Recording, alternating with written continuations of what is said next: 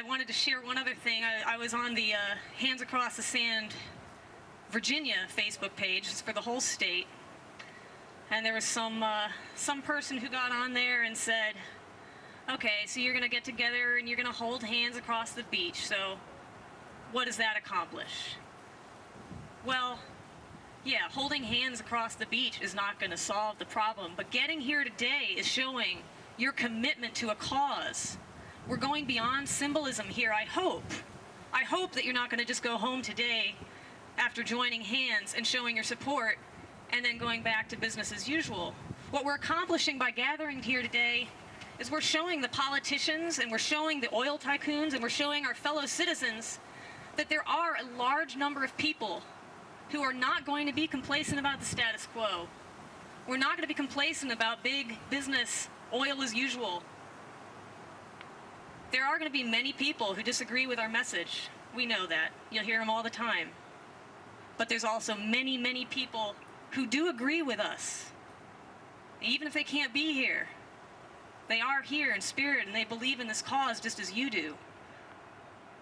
And so what we're accomplishing here, if this event raises those people from their silence, from a sense of complacency, and gives them the courage to make significant changes in their personal lives and in their civic lives, then we've accomplished something strong here. And that's what I'm hoping we'll have today. So I'm going to get off my soapbox here because I've been on it long enough. We've got some other speakers here today. Jess Sprouse is here. He's the president and CEO of Sprouse Industries, which is a clean energy industry, and he's going to tell us about turning algae into fuel. Yeah? Okay, thanks. Here's Jess Sprouse. A little spiel about algae and turning water green and everything else, but yeah, I got started in algae, you know, because I always knew that we need to get off of it. I grew up in Wyoming, and my dad was building a big coal-fired power plant outside of town Wheatland, Wyoming. And watching these mile-long coal trains come in day after day, and I think that power plant burned. Okay, better. All right, so when I was in Wyoming, I'd see these mile-long coal trains coming in day after day, and not only the fact that we're polluting our environment, but we're going to run out of it. So we have to really work to find sources of fuel just to maintain our civilization. So I've always had an interest in renewable fuels.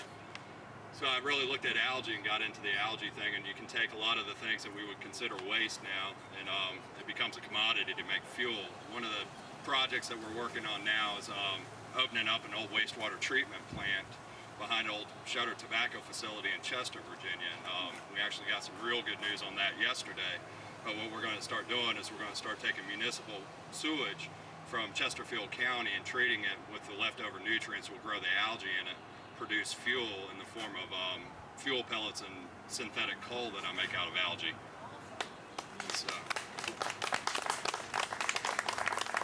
And then in turn we take all the nutrients out of the water and put a high amount of dissolved oxygen back into it, so when it's discharged into the river, it's free of nutrients, metals, and has a high content of oxygen.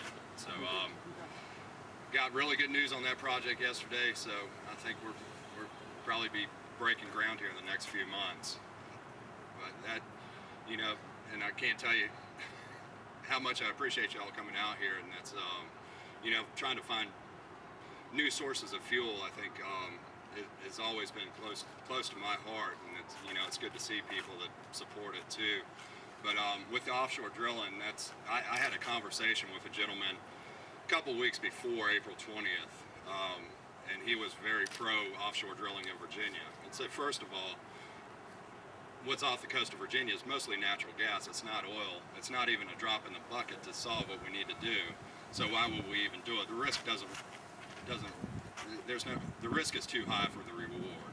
And I think in all offshore drilling, the risk is too high for the reward, because all it takes is one accident and everything's ruined. And we can see that happening as we speak now in the Gulf Coast.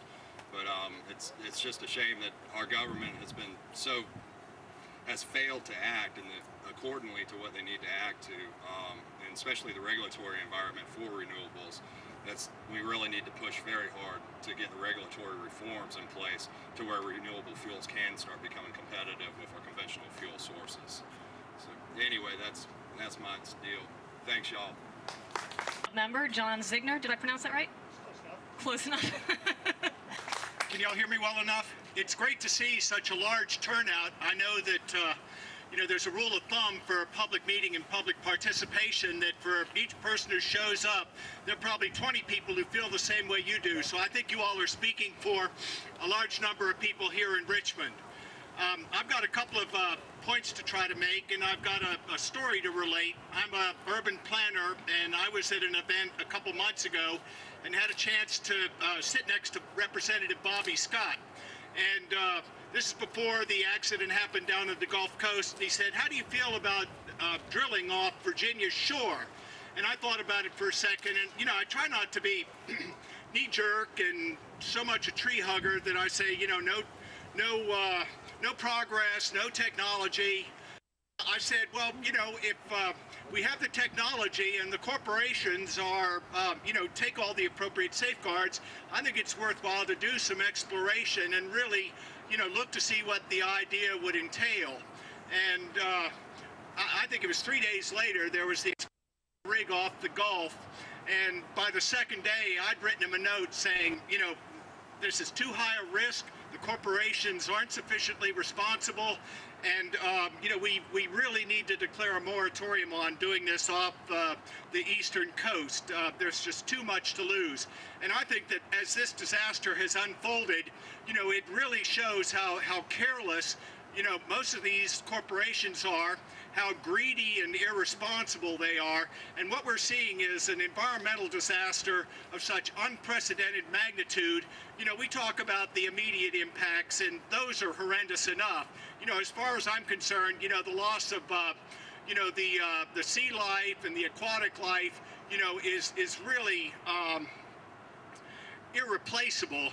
But what we're going to see is an environmental disaster that will work its way up through the food chain, and it starts at the lowest levels. We see it at the fish and mammals now, but it's going to end up causing untold, health consequences for humans, birth defects.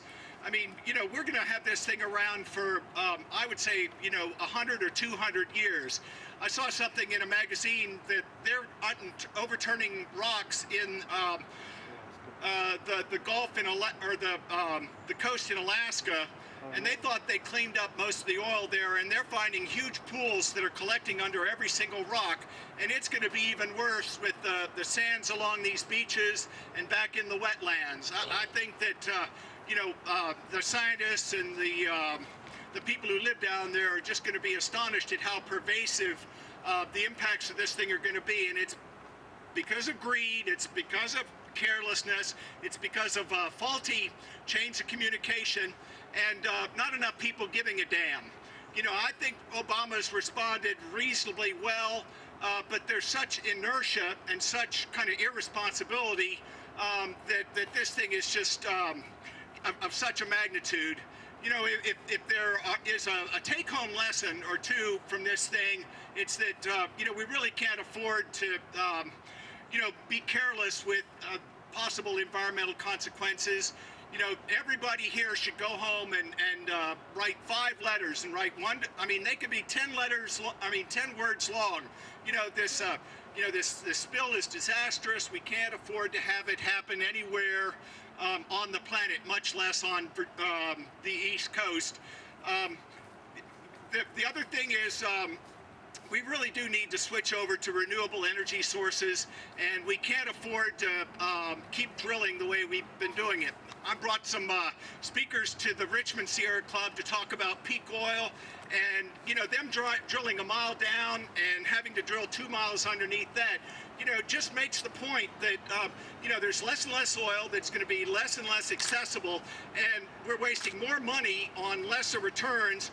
Let's go ahead and plow the money into green technology and renewable resources and not be the last nation to catch up with this green revolution, but to be a leader, to promote green jobs and to make this next century really green and conservative.